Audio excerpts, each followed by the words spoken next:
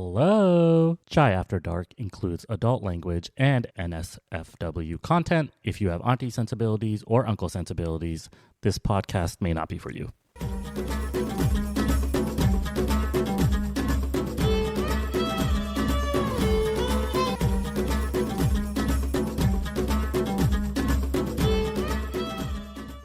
Hey, party people, salam, namaste, and sasriyakal. We're back again. It's your boy, Captain Ron from greatpods.co. Go check it out with another episode of Chai After Dark.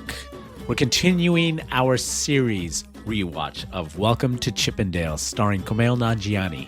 Yeah, you see, there's a South Asian connection there. This time, it's episode 2. As Chippendales takes flight, Steve assembles his dream team, including a shy accountant who may be more than just a business hire. This is your episodic reminder that we'll be coming out with a paid feed soon, and we want to make sure that you get the information. So definitely sign up to the newsletter because we'll send out a non-podcast email over there on the details. You can also get notification of a new episode when it drops via the newsletter. Links are in the description. And yes, my raspy voice is back again for one more episode. I apologize. My bad. Love y'all. On to the episode. Let's go.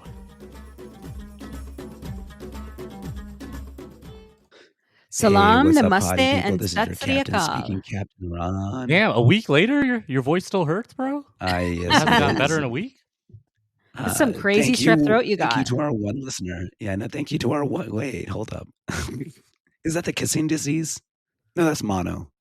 No, never mind. Did you get that from our one listener? Yeah, from the one listener. Thank you, one listener, for listening in. If you listened to the last episode, I have a scratchy throat. Obviously, my deep, sultry Welcome to Chippendales voice is not around. That'll be around for episode 3. But I am going to hand over this intro to Shabnam and Sameem. So you guys take it away. Salam, namaste, and sat sri akal, everybody. We're here with Chai After Dark discussing Welcome to Chippendales episode 2. Chai, chai, chai, chai, chai, chai, chai, chai. So, I guess I can whisper. I can whisper, though. Is that okay? yeah. It's like ASMR Very Chai for After Dark. Chippendales. Yeah, it's very Chai After Dark. Hey, what's up, guys? Hey, did you guys watch episode 2 of Welcome to Chippendales? I Yes. think you did. Yeah. I did. Hey, before we get into that, though, I set up my own Christmas tree with Sophie for like the first time. Just me and her. Wow. Like ever in Aw. life. I know.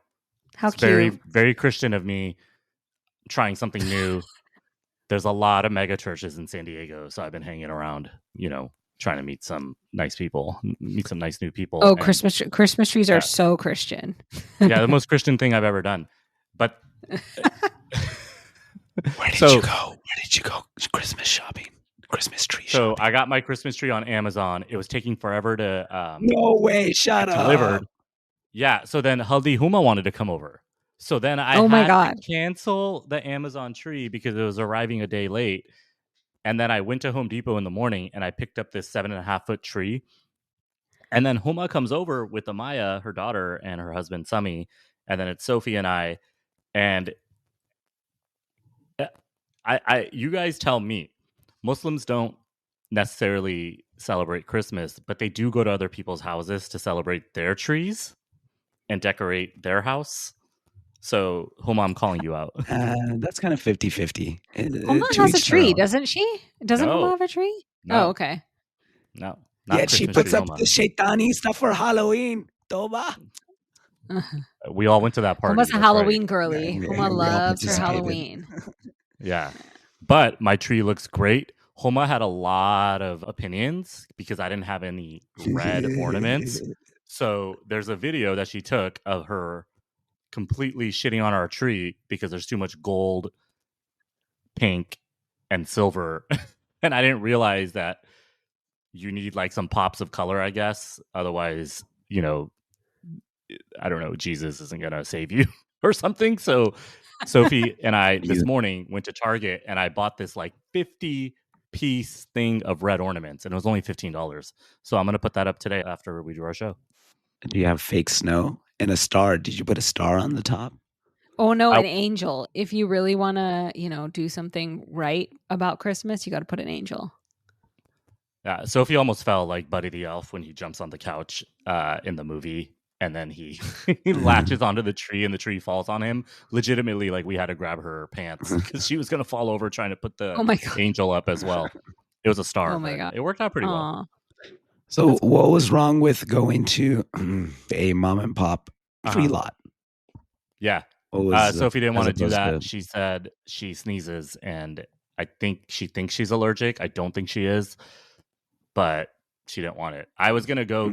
Yeah, I was gonna go get a real tree, and she didn't want to do it. So fake tree. And this artificial. Okay. Cool. Artificial tree. It already has lights on it. I respect the artificial. Hey, all this is new to me, man. Yeah. We put it back in the box. You put it in the garage. You pull it out again next year, and the next year, and the next year. Yeah, and it doesn't shed. Year.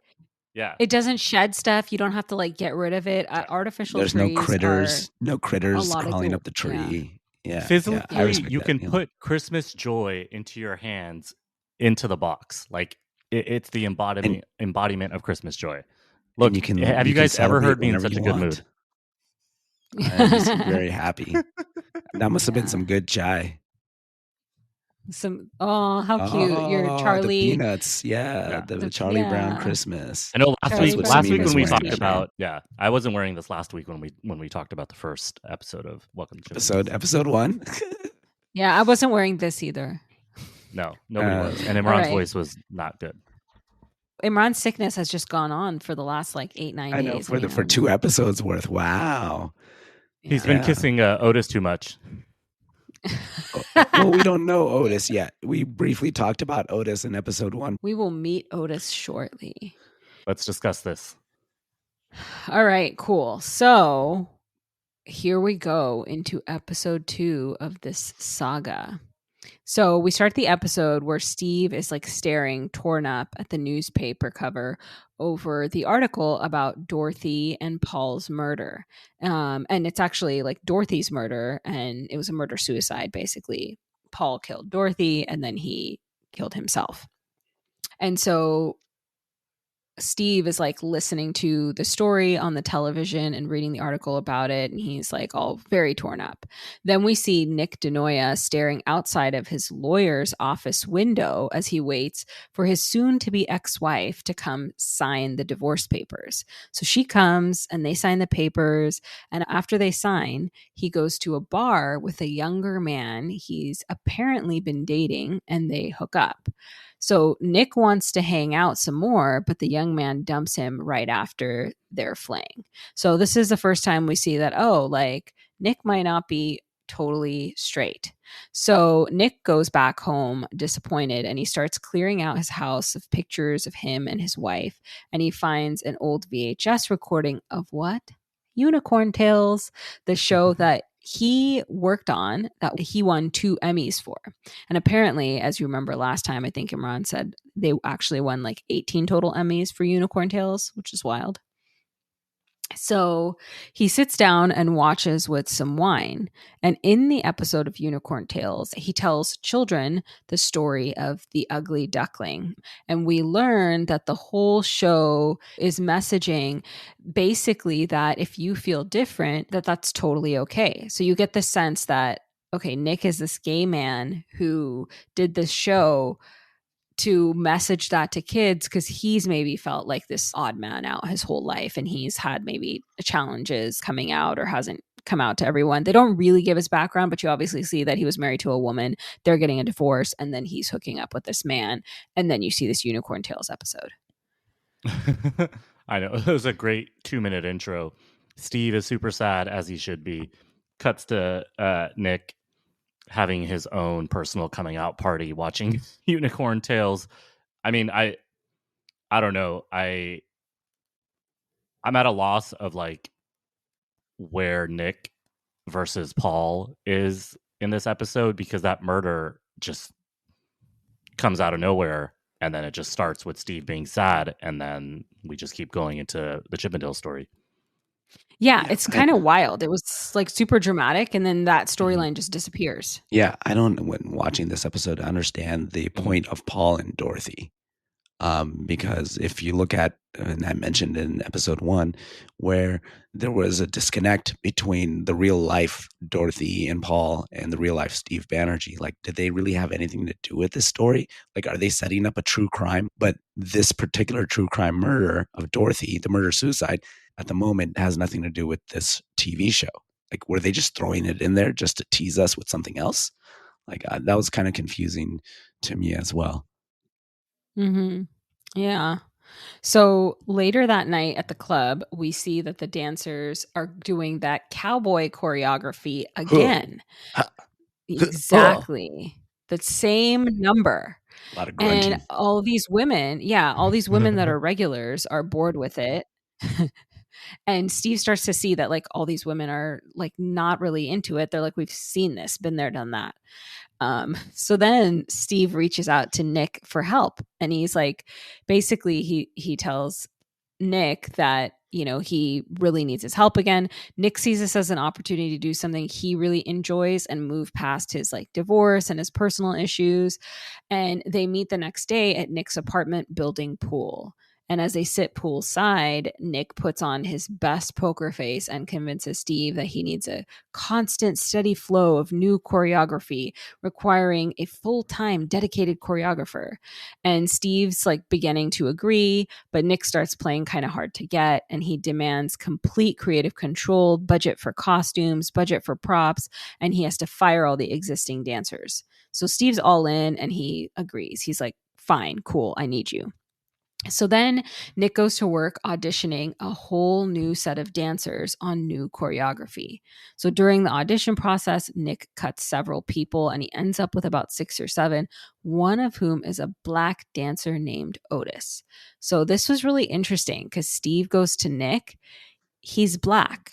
And Nick says, "Is that a problem?" And Steve says, "No, customers will love it." And yeah, I thought he was like, gonna be like I was- hide the silverware or something. Like, Yeah, Yeah. the Desi racist. Yeah, you thought he was going to be Desi racist. But I thought that was kind of cool. Like, he was like, you know what? Actually, like, customers will be into this. And I mean, I don't know. It's a little weird because it's inclusion, but to make someone a sexual object, I don't know. I don't know what to think about That- it. I But I think that's I think about dollar bills. If Steve's coming in with money, Yeah. he's just coming with the vision. It's like, this is how I'm going to make money in the American dream. He's like, what's going to pull in dollars? If Otis is a black man, he's going to bring in dollars. Obviously, he's going to be like, yeah, I only see one color, and that's green. Give me that ka-ching. Mm. So I think that's what they're setting up Steve to be. And Nick, I think so far it's a good character development of Nick. You know, how you described him in the beginning, unicorn tails, sad, faking his conversations, not really faking it, but like showing this confidence when internally he's struggling in his mind. He's like, I haven't had a hit since Unicorn Tales. I'm struggling. I just had this job that paid me $3,000, but it was a one-time thing. Like, what am I doing with my life? So internally, we get to see him struggle. And then when he talks to Steve, he's super confident about what he is yeah, and what he can provide. Like, to provide that. And I think we all do this in some sort of like job interviews and so on. Like, we may be hurting, but we're not going to portray it to a potential employer, right? So I thought it was a good portrayal of Nick. cool. All right. So maybe you didn't want to add anything? That's I would bet that's a very nice, astute observation. I don't need to come in and make a Profound. joke about it. I liked it. It's Okay. All right. profound. Cool. So profound. Let's see, where was I? So then we see the dancers finally perform at the next show. And they make Otis, the black dancer, lead, and the ladies go wild over the choreography and the performance. And as the women are going nuts, one drunk woman comes up to Nick to chat him up. And he's way more interested in watching Otis dance than he is in the woman, and he totally blows her off. So the women at the club start going crazy, touching Otis. One lady sticks her hand in his already small underwear, and this makes him super uncomfortable. And you can kind of see that. So from the second floor view, which is the second floor of the club where Steve's office is, Steve is watching and he notices this. And he also sees a woman in the front row who also seems uncomfortable with the situation. So Steve goes over to her and strikes up a conversation with her. She tells Steve it's not her kind of place, and he jokes and says it's not his kind of place either, even though he's the owner. And they share a flirty little cheeky glance. So then they start talking, and she says it's going to be a long night, and he says it will be for him too, because he obviously has to stay till the end of the night. And he's trying to impress her, and she seems to be like humoring him a little. So then she starts giving him business advice, telling him he should make sure the bartenders fill the Long Island iced tea glasses with ice to the top.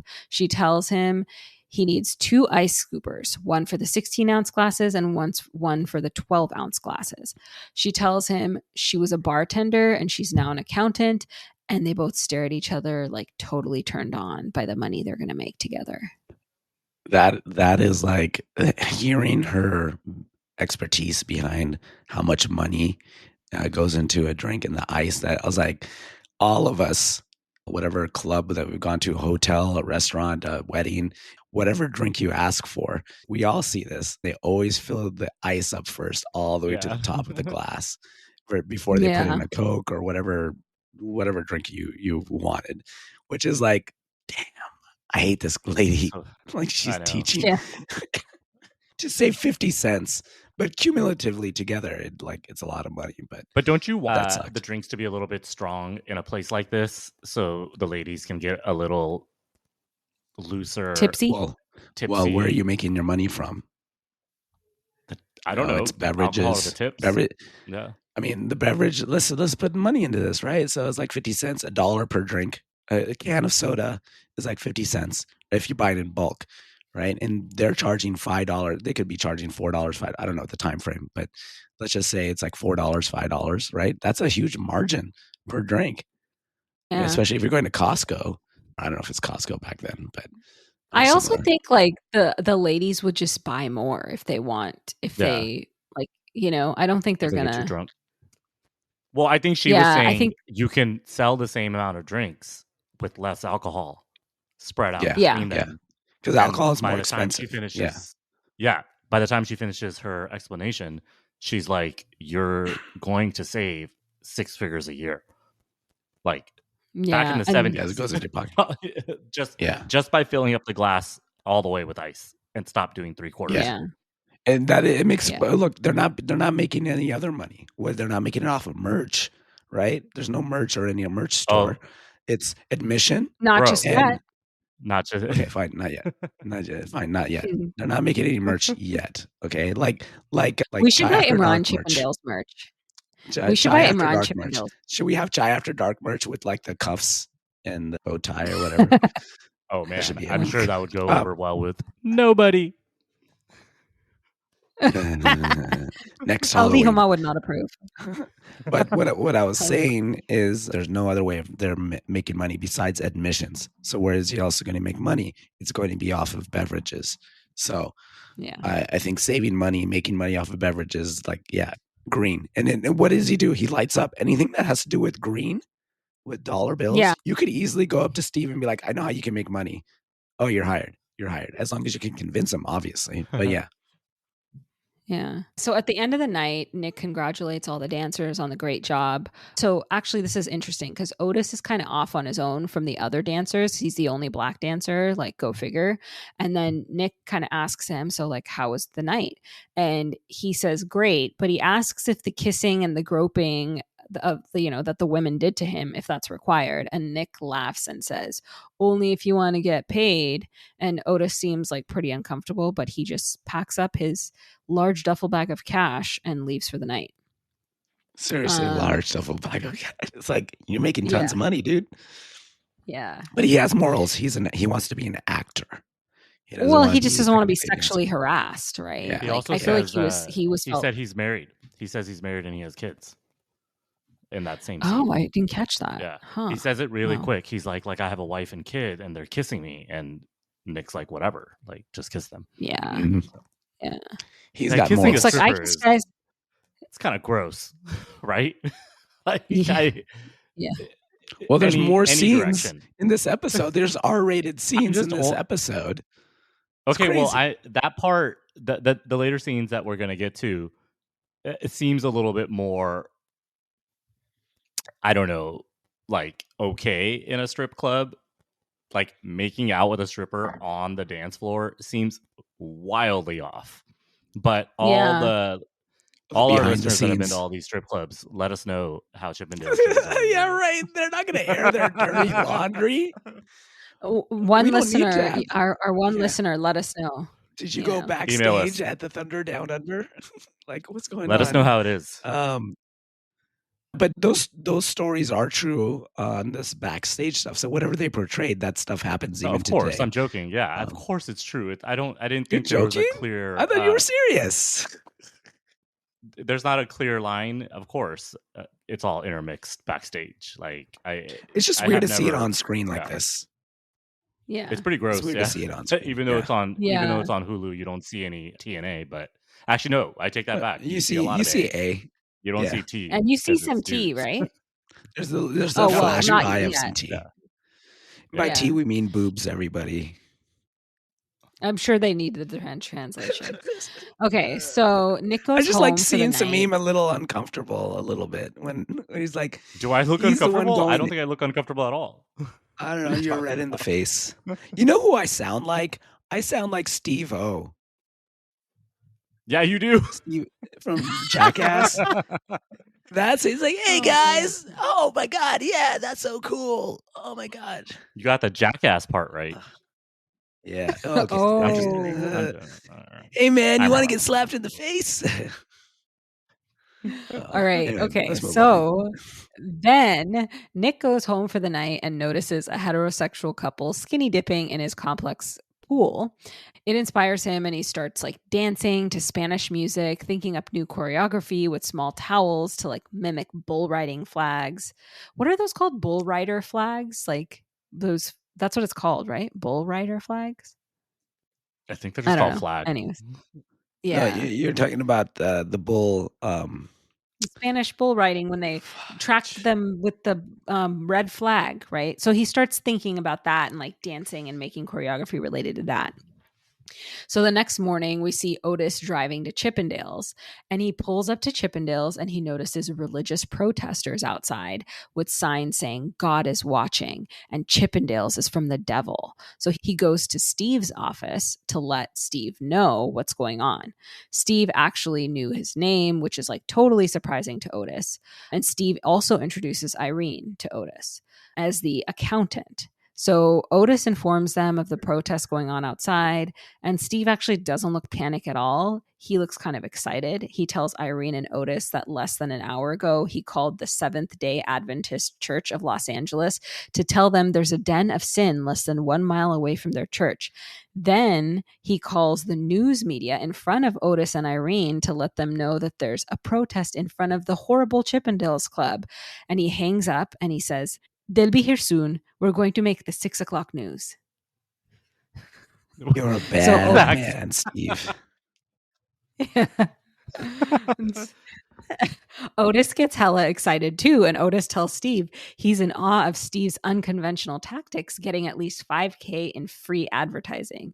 So obviously, Steve goes, he says, KCBS charges $6,500 for 36-second ad, and their news story on Chippendales should be at least 1 minute. So Otis tells Steve he wants to learn from Steve, and he has a degree in business, and he's an aspiring actor, and he asks to be a He trainee. did not expire. He's not an expiring actor. He's an aspiring actor. And he asks to be Steve's trainee. And Steve kind of doesn't really want to go for it. He says he doesn't have time for that. But Otis really keeps insisting and saying he'd like to just watch and hang around and even help Irene. So Irene says to Steve that she could use some help with the books. And Steve is like, sure, why not? So yeah, that protest part was wild.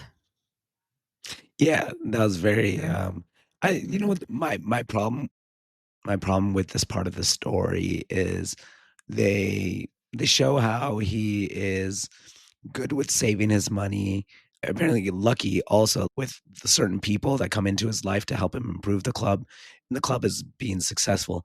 But they don't show his marketing acumen, like at least build up Yeah. to it. Like they throw in this part of the CB, which is smart. I think that's smart. Yeah, you pitting two groups against each other for free advertisement.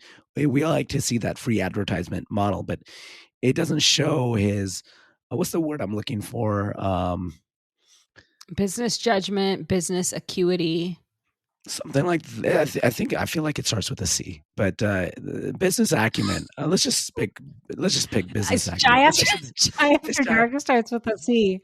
Maybe it's his Chai. Man. It's this Chai. It doesn't show his relation with Chai and how he thinks about things, but just his business smarts and especially in the marketing. So I'd love to have seen like a dialogue that like, I know what to do, and he does it. It just shows him being like, I already have this skill. I know how to pit two people and get free advertisement. Like that kind of threw me off a little bit. Okay. I just don't love agree, killing the conversation. I'm not going to say. No, Because, tell me how you don't agree about. Yeah. Because in the beginning of the episode, the way he says, I've 90% saved up. I've had this goal of opening a business forever. I have this idea. I have that idea. I think there is character development in terms of marketing acumen. And then I also think the reason why Nick and Paul in the first episode show up plus Irene is because it wasn't just Steve on his own. He was like the business guru, but then they had marketing people and he had like savory characters and unsavory characters help him along the way. And I think we're not deep enough at all into a 7-part series to say if there's character development or not. We're going to have to wait till episode 4 right now. All of these series we watch like episode 3 or 4. That's when we get like a full story. But at the moment, I disagree with you. I'm going to go back to disagree because I don't think so. Like, well, if the series ended now, yeah, you're money right. is different from marketing. Saving money is different from marketing. And as a startup founder, I mean, Chippendales is marketing, and that was a cabinet maker from the 1800s. That's extremely detailed marketing. That's your marketing. That's your marketing. That's his marketing. Like Destiny 2 has marketing in it. I agree with you. Yeah. Marketing. Yeah, well, but that's the thing is, I feel like they're painting Steve as this guy that has like kind of this like jack of all trades business person, right? That he comes out with all these ideas, and sure, he needs some help from people, but he's way more of a genius than you'd ever expect, right? He's also owner operator, right? Yeah, and when you're an owner operator, you have to be able to trust your employees. You can't just do everything from top to bottom and then just give orders. That kind of business is going to collapse. But he's also taking out the garbage and like funding the money and changing the name. So he's doing a lot of stuff. Yeah, well, you got 3 or 4 full-time employees and then dancers. Like you're gonna have to do all the other jobs. Everybody has to share in the roles that they're doing. You can't be sitting up in everything that makes them successful. Yeah. Like whatever makes them successful. Do things that don't scale. The marketing sucked though. Remember they were putting up posters and on the wall, like become dancers. Now they're learning about their marketing. I do agree. He knew his addressable market. He knew what the market was lacking and he decided to exploit it. Especially with Paul or Nick Denoya. Like all those guys, they come in and they helped him pivot the backgammon to the club, which I thought he's a good leader in the sense that he's taking in this information and he's addressing it. But marketing wise, I don't know. Okay. So that night, the new MC introduces the dancers to the audience at the end of the show, introducing Otis last as the lead, and the crowd goes wild. Irene tells Steve, as they both look on, that the women are heading out to go to other bars and meet men to hook up with. So Steve says, but we don't allow men in our club. And Irene says, not during the show. And Steve says, after the show. And they decide to let men in when the show's over to keep women at the club. And then Irene and Steve kiss, getting all riled up at the thought of making even more money. So the next day at 10 p.m., men are allowed into the club when the show ends and the party continues. People are hooking up all kinds of ways and doing all kinds of drugs, like Imran touched on Backstage before. scene. Yeah. Then Nick sees Otis bringing cash to the back and learns that Steve has taken Otis under his wing. The woman that tried to hit on him before, that he ignored, tries again. This time he's distracted by not knowing about like Otis's new role and what's going on there, and he like shuts her down again, and she's really annoyed with him. She's like, "What's your problem, man?" Then surprisingly, Otis drops the money off to Steve's office, and as a wild turn of events, he walks in on Steve and Irene kissing. Dun, Dun, dun, dun, dun. dun. Dun, dun, Super dun. G-rated kissing, by the way, compared to what's going on downstairs in the club, which essentially just turns into a Downstairs. drug-fueled orgy. Yeah. Yeah, yeah. So then we see Steve and Irene hanging out on an actual date. So we see like they're actually really into each other. He takes Irene to an Indian grocery store with prepared food, as a lot of Indian grocery stores have. Anybody who's been to an Indian grocery store will know this. Shout out to India Sweets and Spices. So she's super impressed, and then he orders food for her. इनके लिए एक दाल और सरसों का साग और मेरे लिए सब कुछ और 2 Coke. So he basically orders her lentil soup and spinach and mustard green curry over rice, and for him a little bit of everything and 2 Cokes. So she asks him what she's having, and he says dal tadka, which dal tadka just means like lentil soup with fried onions, and 2 Cokes. And he tells Irene that him and his dad worked late at his family's printing press company, and his mom would bring them dal tadka when they worked late. And hers was basically, he says, this dal tadka that they're having is only 85% as good as his mom's. So he tells Irene the story of how they were 4 generations deep in this printing press business, and she says how her family is 3 generations deep in the aluminum siding suppliers. I don't know what aluminum siding suppliers are. What's aluminum siding? Aluminum siding, I think it goes on, it's like not drywall, but it goes on the inside. So then there's 3 or 4 different layers of building a home. Aluminum siding. I don't think it's for insulation. I think it's for like heating or something.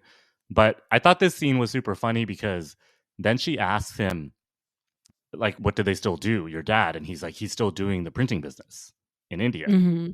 So then it got me thinking, like, yeah, there's no cell phones, there's no WhatsApp. Like, Desi parents have a stranglehold on you with their WhatsApp groups. Like, that's how they continuously know where you are. There's no I wonder PTSD. if he's calling his no PTSD. Yeah, I wonder if he's calling his dad and telling him what he's doing in the US, because it doesn't get to his family. Maybe it does in the later episodes, but as of now, I thought it was kind of funny that he's so gung-ho about this stripping business, still like pretty proud of his family business back in India.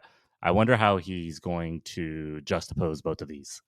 So interested to see if this comes up.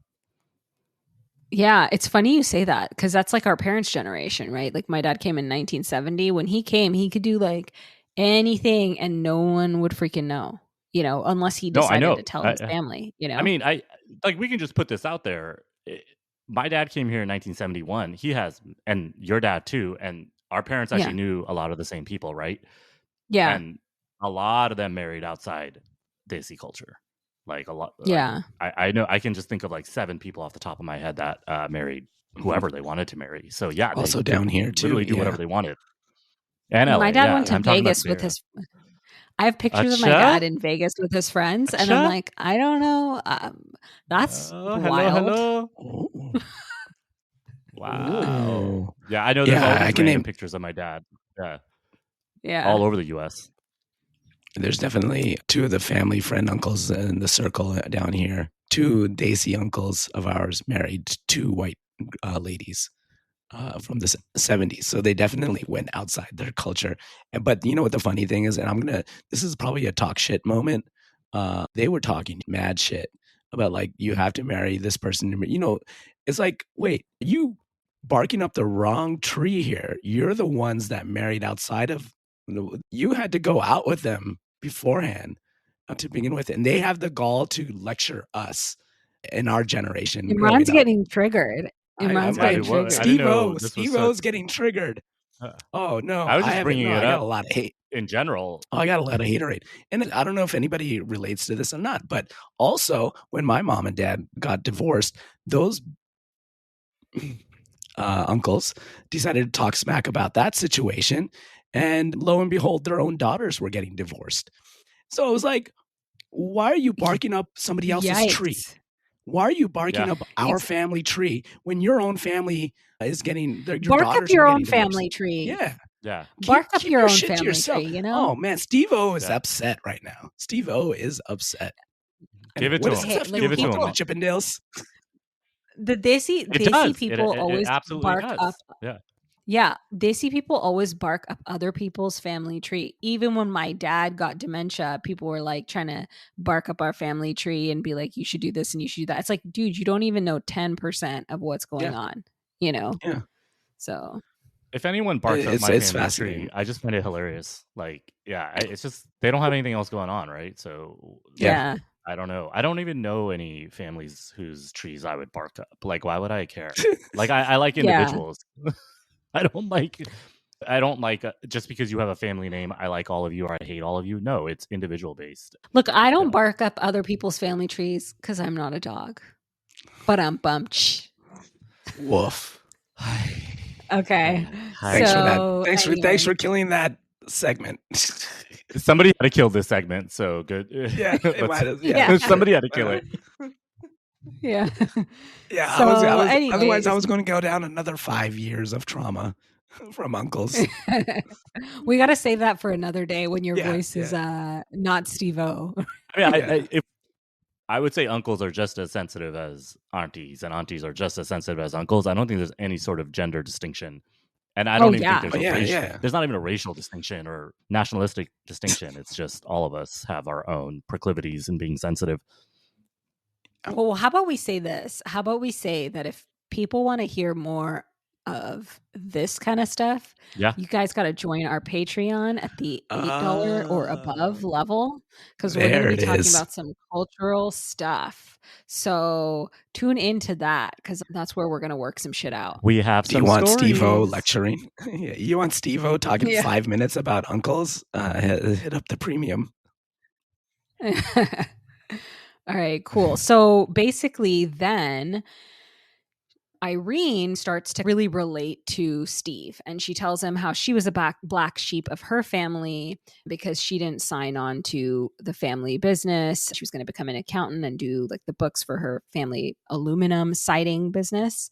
And she says she didn't want to be their accountant. So she came to Hollywood and she started accounting for Warner Brothers.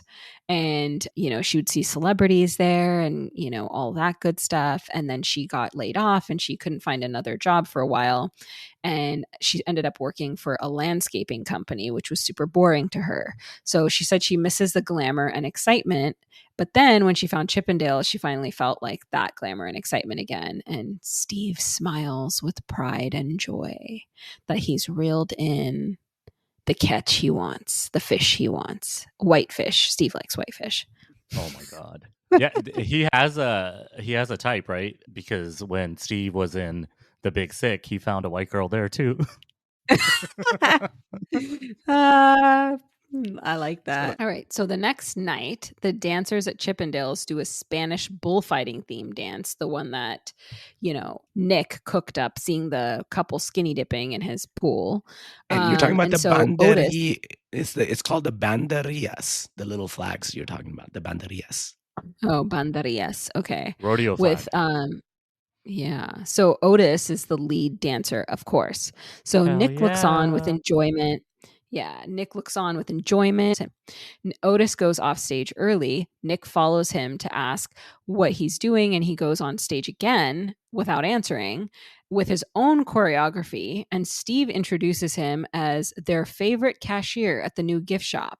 So Nick is not happy. He takes Steve outside to discuss, and Steve tells him that Otis is doing a bit more on the business side.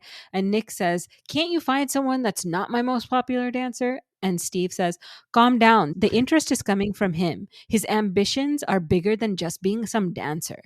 And Nick does not like that answer and shakes his head and walks away. Hey, Otis can do whatever he wants. He wants to handle the money, let him handle the money. He wants to handle his schlong, let him handle his schlong. Let him do whatever he wants. Yeah. He's the moneymaker. Out of all Otis, the let Otis be characters, free. yeah, like I feel like he would be the most innocent one. He's the one that has morals, probably, and he's got a family and his wife and everything. He's trying to be respectful, but also put food on the table for his family. So I agree. Like, yeah, let Otis do his thing. He's like the most lovable character. Also, like, Otis is a black guy in the 70s in the US who's trying his hard to gain some additional skills to make the best life for himself. He can do whatever he wants. Yeah. That's what I say. Exactly. He can do whatever he wants. Yeah, it was actually like, it's funny, Imran, you're talking about character development, and you can see how these shows rely on sex, drugs, cursing, cheating, murder, rape, whatever that we've been discussing in all these other episodes we've seen. But in order to make a character more beloved, you have to remove them from that sort of situation. So when Otis and Irene are introduced into this episode, they're like, we're not drinking. We don't care about doing anything debaucherous. We're just trying to get ahead in life. And Otis in particular is like, I need to, put food for my kids and my wife. So it's kind of funny to watch this series, and the people that are the most quote unquote likable are the ones that are not touching drugs, alcohol, or sex. Yeah. Which is Otis, Steve, and the minorities. Yeah, Irene. Well, no, I mean, Irene is white. 90% of that club is white women, and then 10% are dancers. Yeah. So, okay, so then we see Nick going to the bar to get a drink, and the woman who had hit on him twice before sits down next to him to finally try to chat with him. She says she loves this place because of the fantasy aspect. He finally like actually listens to her. She says the reversal of the male and female power dynamics is so awesome, and then obviously the great bodies. And she says, this could be huge. This could be global. Wherever there are women who want to cut loose and finally take control of things like men for a night, which was weird. Did she say things like men for a night? It was weird. Yeah, she used it like I as guess an men example. can be she was totally correct though. Yeah. Like if women want to take control of something, she was using men as an example of something they can take control of. And back then, what could women control? Like, I don't know, probably hardly anything in their life at that point. Yeah, so true. She introduces herself as Denise Coughlin. She asks whose idea it was, and Nick takes the liberty of saying, let's just say I found a lump of coal and I turned it into a diamond, and tells her he is in charge of all things creative. So Denise asks him for a job. She says, it's like fate. I need to be working here. She tells him she's a costume designer and has her own clothing line, and they really need an upgrade when it comes to costumes. So she grabs one of the dancers and takes him to demo these pants that she's like brought. And they're pants that you can rip off from the front. So Nick tells Steve that he needs to hire Denise because these rip off from the front pants are going to make the whole show. And again, this ends up being like a Chippendales trademark. So he wasn't wrong, but Steve is really resistant. Nick kind of threatens to walk, though. He says if Denise isn't hired, he's leaving. And Irene says it makes sense from a financial perspective in the long run. So Steve ends up agreeing. And Steve looks at Nick kind of knowingly and with seriousness, understanding that Nick has a lot of power because Nick is really bringing something to the table. This creative part of the club is really making it what it is, but they're also, they're building something big together, and that's kind of the end of it. And Denise is played by Oscar-winning Juliette Lewis. Juliette Lewis and the Licks, my favorite band. I'm not joking. Huh? If No, he's not. Juliette Lewis, yeah, I'm not joking at all. Yeah, she's a famous actress, B, a great musician. She has a great band called Juliette Lewis and Oh, the wow. Licks. Yeah. And Awesome. it was well, Samim was laughing only because I brought up some sort of Hollywood tidbit, and then he's like, "Oh, Well, yeah, I was shit." gonna bring up. Well, I was thinking about it. I was like, I can bring up Juliette Lewis and the Licks, and then Imran's gonna be like, "What the fuck are you talking about? You just railed on me for bringing up celebrities." Yeah. And then I just get Piggybacking. to it.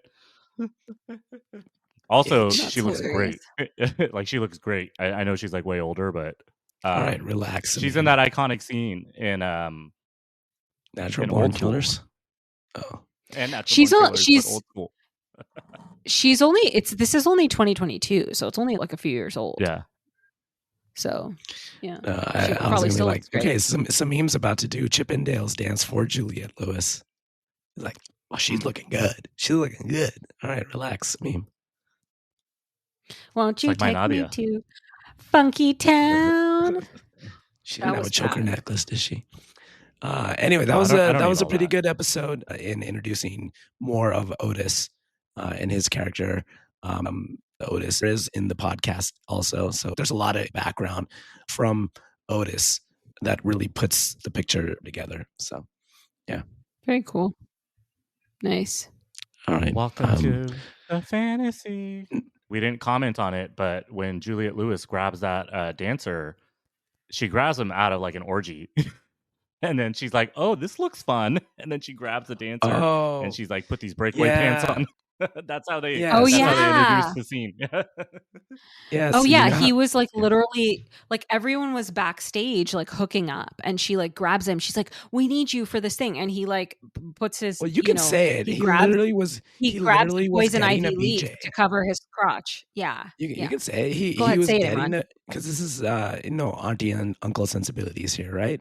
He was literally getting a BJ from a lady, and Juliette Lewis just drags him from the. Hey, I need you right now, and he just like link and then just goes. I was like, It whoa. wasn't a real BJ because he literally had his underwear on TV. It's kind of funny. Yeah, and then also her head was like way lower. It's like, what is going on here? That's not how anatomy. Okay, it's not over there. Shabnam. I mean, he could be I don't need to really, know. really, really, really blessed. He could be very blessed, and that's why she's so low. I don't think so. Shabnam analyzing the height of. And this is how we do it, and this is how we jingle out of here on that note. This is how we definitely On jingle that out of here. Get the note- hell out of here. Please, check, please. Hey, On Imran, that you go note- take your leave, dude. Imran, go take taking your my leave. leave. Shabnam, go I'm do whatever dying. you're Have going to some go do, tea. and let's jingle out of here. I'm dying here. I'm out. Stay I'll take tuned my for leave. episode 3. This went off the rails. Thanks for joining us on this exciting edition of Chai After Dark. Welcome to Chippendales episode 2. And as always, links are in the description. Click on those links. Click, click, click. Tap, tap, tap. All right. See you guys next week. This episode was produced, edited, marketed, and created by Shebnam, Captain Ron, and Samim of Chai After Dark LLC in association with Great Pods.